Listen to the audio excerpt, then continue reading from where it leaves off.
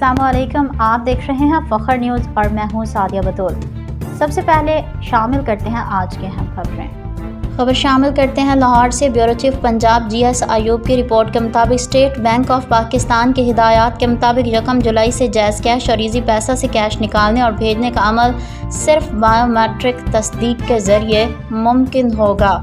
जो लोग जायज़ कैश या ईजी पैसा किसी दूसरे के नाम से इस्तेमाल कर रहे हैं वो फौरी तौर पर इन अकाउंट्स को खाली कर दें। अगर कोई शख्स किसी फौतशुदा फ़र्द के नाम पर अकाउंट इस्तेमाल कर रहा है तो अब 1 जुलाई के बाद बग़ैर अंगूठे के तस्दीक के वो पैसे निकाल नहीं सकेंगे और रकम हमेशा के लिए अकाउंट में रह जाएगी। इसके ज़िम्मेदार वो अफराद खुद होंगे, लिहाजा फौरी तौर पर अपने नाम से बायोमेट्रिक तस्दीक शुदा अकाउंट बनवाएँ। फिल वक्त के लिए इतना ही। मज़ीद खबरों की अपडेट के लिए जुड़े रहिए फ़ख्र न्यूज़ के साथ।